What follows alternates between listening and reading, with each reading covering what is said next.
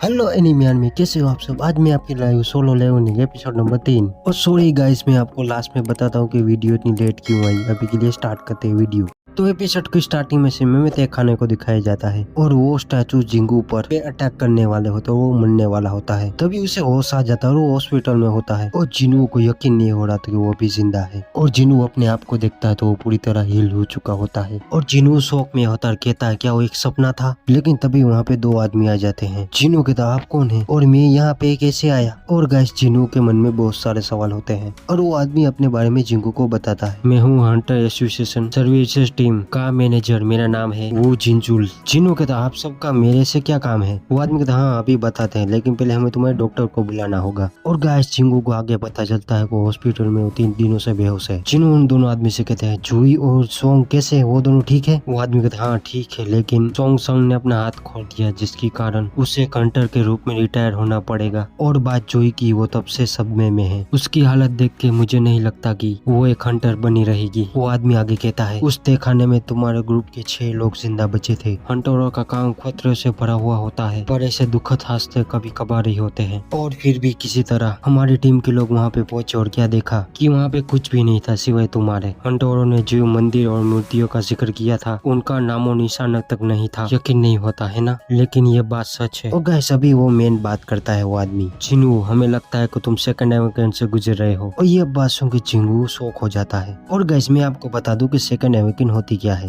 आमतौर पे एक हंटर की पावर अवेकन की वक्त ही तय होती है, जो फिर कभी नहीं बढ़ती। लेकिन कुछ मामलों में एक हंटर की दूसरी फिर भी अवेकन हो सकती है शक्तियाँ, और ऐसे मामलों में वो हंटर ए रैंक या एस रैंक में होता है। और गाइस ये बात सुन के जिंगू खुश हो जाता है। और गाइस तभी वो आदमी जिन्नू के सामने एक मैनामीटर रख देता है। वो आदमी कहता है इसके ऊपर अपना हाथ रखो। और वो आदमी मन में सोच रहा होता है कि अगर उस हंटरों की बात सच है और वो मैजिक बीस्ट वाकई हाई लेवल के थे, तो ये लो लेवल हंटर बिल्कुल ही जिंदा नहीं बचता और उन बीस्ट का नामो निशान तक नहीं मिला। इसका मतलब ये जरूर सेकंड अवेकन से गुजर रहा होगा, एस रैंक या ये रैंक। मगर गाइस ऐसा कुछ भी नहीं होता। अपना जिनू अभी भी ई रैंक में ही है। जिनू कहता मैं किस रैंक में हूँ। वो आदमी जिनू से कहता हम गलत सोच रहे, तुम सेकंड अवेकन से नहीं गुजर रहे हो। और वो आदमी जा रहे होते कह रहे होते है कि कोई भी हंटर ई रैंक का भी इतने ज्यादा भी गिरी हुए स्टैक नहीं होते, वो बिल्कुल आम इंसानों की तरह ही है। और फिर से हमें जिनू को दिखाया जाता है और वो कह रहा होता मैंने क्या क्या सोच लिया था। और गाइस वो आगे कहता है क्या उन लोगों को ये स्क्रीन नहीं दिखाई दी।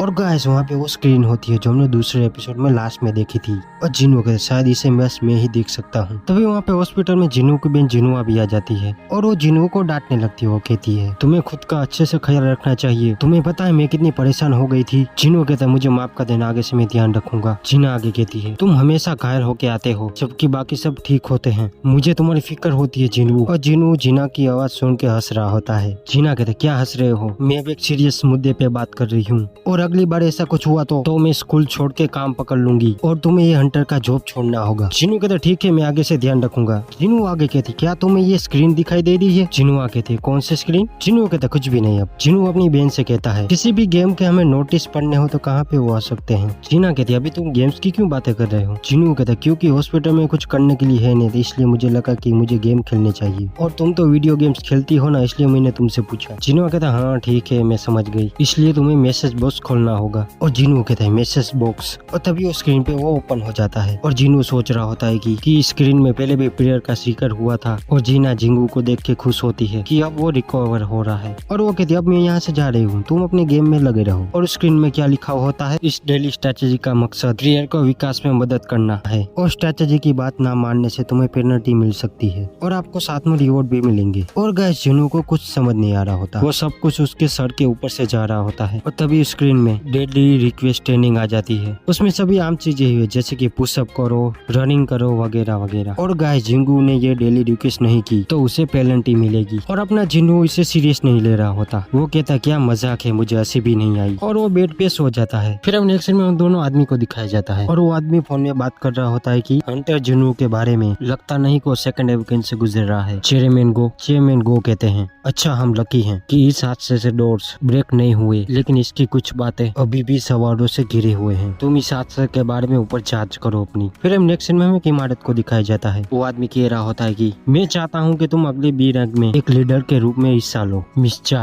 वो लड़की कहती मैं एक लीडर के रूप में। वो आदमी आगे कहता है कि ये रेड नई भर्ती के लिए टेस्ट और प्रैक्टिस ट्रेनिंग का काम करेगी और तुम ये कर सकती हो। मिस चा कहती है मुझे अभी मेंटोर के रूप में अपनी काबिलियत पे शक है। वो लड़का उसे कहता है कि तुम्हें बस हमेशा की तरह लड़ना है, सभी तुम्हें देख के सीखेंगे, तुम इतनी टैलेंटेड हो। वो आदमी आगे कहता है कि और लोगों की रैंक बढ़ नहीं सकती, लेकिन ग्रुप की कॉम्बैट में सुधार हो सकता है ताकि हम आने वाले वक्त के लिए तैयार रह सके। फिर हमें नेक्स्ट सीन में एक गेट को दिखाया जाता है जो रोड के बीच में खुला होता है और फिर से सीन बदलता हमें जिनू को दिखाया जाता है जो सो रहा होता है और तभी वहाँ पे स्क्रीन ओपन हो जाती है और उसमें पेनल्टी होती है जिनू के लिए और तभी वहाँ पे अर्थक्वेक आने लगता है और जिनू की भी नींद टूट जाती है। और गैस अगले ही पल में जिंगू एक रेगिस्तान में पहुंच जाता है और जिनू को कुछ पता नहीं होता कि वहाँ पर कैसे पहुंच गया। और गैस जिनू पीछे मुड़ के देखता है तो वहाँ पे एक मोस्टर होता है और जिनू की पेनल्टी होती है कि उसे यहाँ 4 घंटे सरवाइव करना है। और गैस जिनू को पहले हंसी नहीं आ रही थी, लेकिन अब रोने वाला होता है वो। फिर हमें हॉस्पिटल का सीन दिखाया जाता है जहाँ पे वो नर्स जिनू को ढूंढ रही होती है और गैस अपना जिनू रेगिस्तान में अपनी जान बचाने के लिए भाग रहा होता है और जिनू के पीछे वो मोस्टर भी पड़ा होता है उसे मारने के लिए। और वहाँ पे ऐसा एक और मोस्टर आ जाता है और गैस जिनू की फटके 464 हो चुकी होती है क्योंकि अभी भी उसको 2 घंटे सरवाइव करना है। फिर से हमें हॉस्पिटल का सीन दिखाया जाता है और वो नर्स जिंगू को बाहर ढूंढने जा रही होती है, लेकिन उन दोनों को क्या पता कि जिनू अपनी जान बचाने के लिए उन मोस्टर से भाग रहा होता है और वो मोस्टर जिंगू पे अटैक कर देता है। लेकिन तभी सर्वर टाइम खत्म हो जाता है और जिनू फिर से हॉस्पिटल में पहुंच जाता है और उस स्क्रीन में सर्वाइवर रिवॉर्ड भी आ जाता है। पर जिनू की हालत बहुत ज्यादा खराब होती है, वो बेहोश हो जाता है। फिर हमें नेक्स्ट सीन में सुबह दिखाई जाता है जहाँ पे अपना जिनू अपनी डेली रिक्वेस्ट खत्म करने जा रहा होता है और वो अपने कॉल पे अपनी बहन से बात कर रहा होता है। वो कह रही होती है कि तुम जल्दी से रिकवर हो रहे हो जिनू, तो तुम्हें मुझे ट्रीट देनी होगी क्योंकि तुमने मुझे बहुत परेशान किया है। जिनू कहता है ठीक है मैं तुम्हें ट्रीट दे दूंगा। फिर हमें नेक्स्ट सीन में जूही को दिखाया जाता है जो हंटर की तरफ से कॉल आया होता है उसे। जूही कहती है आपको मेरी एक रेड में जरूरत है। वो आदमी कहता हाँ कुछ ही दिन पहले एक डी रैंक का गेट ओपन हुआ है तो हमें एक हीलर की जरूरत है, लेकिन हमें पता है तुम्हारी हालत कैसे, नहीं आना चाहती तो हमें मना कर सकती हो। जूही कहते मुझे माफ कर देना, मैं नहीं आ पाऊंगी। वो आदमी कहता कोई बात नहीं, माफी मांगने की कोई जरूरत नहीं। और हाँ मुझे सुनने में आया है कि जिनू होश में आ चुका है। जूही कहती क्या सच में? वो आदमी कहता हाँ वो कुछ ही दिन पहले होश में आया है। और जूही के चेहरे में एक स्माइल होती है, शायद ये जिनू को पसंद करती है, आपको क्या लगता है? फिर आगे हमें जॉय को दिखाया जाता है जो हॉस्पिटल में जिनू से मिलने आई होती है और वो नर्स की बात सुन लेती है। वो नर्स कह रही होती है कि जरा देखो तो खरा वो फिर से रनिंग करने चला गया। सच में होश में आने के बाद हर रोज रनिंग करता है और जो ये देखती है तो जिनू होता है। वो नर्स आगे कहती है कि मुझे पता है कि हंटर आम इंसानों से जल्दी ठीक होते हैं, लेकिन वो कहता है कि उसे फिर से अपने फॉर्म में आना है। इतना हिम्मत वाला वो जिनू है, इतने सब होने के बाद भी वो लड़ रहा है। और ये बात सुन के जो यहाँ से चली जाती जिनू से बिना मिले। फिर हमें जिनू को दिखाया जाता है और गाइस मैं आपको बता दूं उसको होश आए हुए 4 दिन हो चुके होते हैं और जिनू को बहुत सारा पता हो चुका होता है स्क्रीन के बारे में। और जिनू हमें बता रहा होता कि ये स्क्रीन किस तरह वर्क करती है। जब मैं डेडली रिवर्स पूरा करता हूँ तो मुझे 3 प्रकार के रिवॉर्ड मिलते हैं। तो पहला है फिर रिकवर्ड, इसमें जिनू की सारी थकावट चली जाती है। और इस स्क्रीन में दूसरी चीज होती है पॉइंट्स, वो अपने लेवल अपडेट करने में लगा सकता है, जैसे कि वो अपनी ताकत बढ़ा सकता है पॉइंट दे के। और ऐसे बहुत सारे होते हैं जैसे स्पीड होती है, स्टेमिना होता है वगैरह वगैरह। और ऐसे ही जिनू अपना लेवल अप करता है पॉइंट दे के। और शायद इसलिए इस एनिमे का नाम है सोलो लेवलिंग, क्योंकि अपना जिनू एक ही है जो अपना लेवल अप कर सकता है। और इसमें ये स्किल और इनोवेटिव स्क्रीन भी है। और जिनू लास्ट में कह रहा है कि मेरी दुनिया पूरी तरह बदल गई है। और उस हॉस्पिटल के सारे लोग जिनू की बातें सुन रहे थे, ये किससे बात कर रहा है। और जिनू फिर से अपने बेड पे आ जाता है और 3 स्टार रिवॉर्ड होता है एक बॉक्स जिसमें कुछ भी निकल सकता है। और इस बार जिनू को उसमें से एक की मिलती है और जिनू देखता है कि ये की किसकी है, तो ये गेट यानी डोर की एक की होती है यानी रेड मिशन।